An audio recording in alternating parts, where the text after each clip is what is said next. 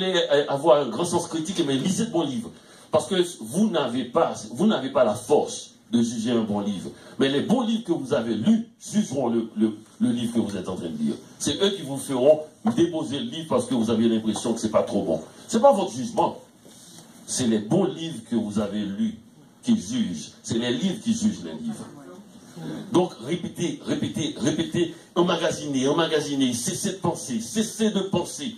Et lisez un autre, et puis à un moment donné, vous allez voir, votre sensibilité va s'aiguiser, votre opinion va se former, et vous allez être mieux structuré pour lire. Mais les gens qui commencent à penser avant de savoir, enfin, je ne sais pas quoi dire. Comme on a compris que Dany Laferrière ne veut pas parler de tout ce qu'on ne dira pas de Mongo, je veux me permettre, en toute amitié, de vous lire au moins les 2 premières pages. Parce que la littérature, c'est aussi ce qu'on doit lire après avoir entendu. Carnet noir. Quand on quitte un pays, on ignore qu'on ne reviendra plus. Il n'y a pas de retour possible car tout change tout le temps, les lieux, les gens, les usages, même notre façon d'appréhender la vie. Si on ne change pas, les autres, eux, changent. Et de cette manière, nous changent. Perpétuel mouvement, mais on ne sait pas ce que le temps fera de nous. On peut visualiser l'espace plus facilement. Le temps, c'est le monstre invisible qui dévore tout sur son passage. Ce genre de choses arrive à notre insu.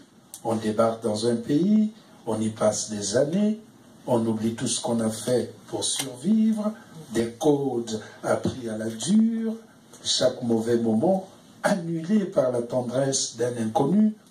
Un matin, on est du pays, on se retrouve dans la foule, et là, brusquement, on croise un nouveau venu, et tout remonte à la surface. Voici l'état des choses au moment de mon arrivée à Montréal. À l'époque, le monde était à mes yeux composé de 2 univers distincts, le nord et le sud, Haïti se trouvant au sud et le Québec au nord. Faut-il dire qu'ils sont opposés ou parallèles? Au début, je voulais donner un sens à tout cela. Je n'acceptais pas l'idée que ma vie soit un grain de sable ballotté par le vent. Ces 2 espaces et moi formions un triangle dont j'étais le sommet, bien entendu. Ne riez pas, nous refusons tous d'être un simple participant dans ce long métrage de la vie. Chaque individu qui arrive ici croit que sa présence aura une influence, si minime soit-elle, sur le cours des choses.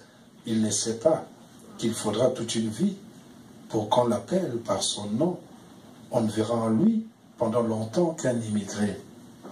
Comment avoir un impact sur une société quand on n'est même pas nommé? Bon, n'anticipons pas. Laissons-lui toute sa fraîcheur. Il voudra tout entendre, tout goûter, tout sentir, tout voir, tout commenter surtout. Le voilà qui arrive, moi ou un autre. Voilà, tout ce qu'on ne dira pas de moi. Voilà. C'est le livre du retour. Oui, c'est un livre que j'ai écrit pour dire, je l'ai écrit d'ailleurs en 4e de couverture, en amour pour le Québec. C'est une lettre d'amour de 300 pages, et comme toute lettre d'amour vraie, il y a des arêtes dans le poisson. Je vais juste lire Congo. Ce qui est intéressant dans ce recueil, parce que c'est un recueil de poésie, mais il est drôle. Ça c'est très rare, les poètes des fois sont un peu... sont un peu sous leur camp à soi des fois. Alors là, Congo, j'ai jamais vu un pays avec son curriculum vitae. Et là, ça s'appelle le poème Congo curriculum vitae. C'est peut-être un pays du chef du travail. Voilà, on vous rappellera. On vous rappellera.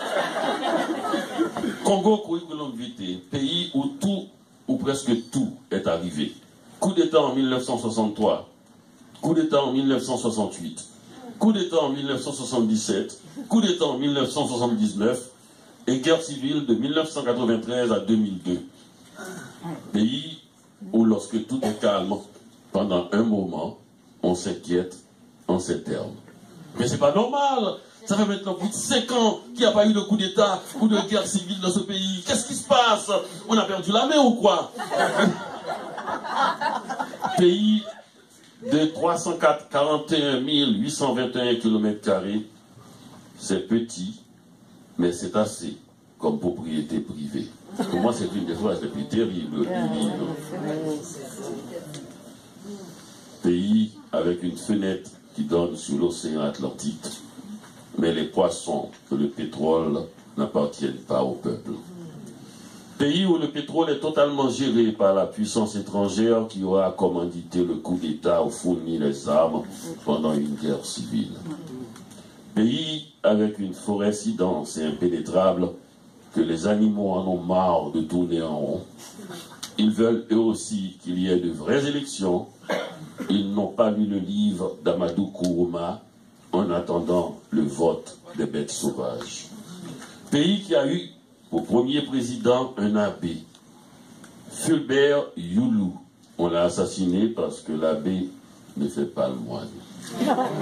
Pays qui a remplacé toutes les salles de cinéma par des salles de prière des églises de Renaissance avec des gourous qui font des enfants à leurs ouailles.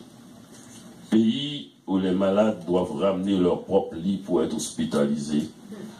Pays, le seul au monde, où les militaires sont plus intelligents que les civils.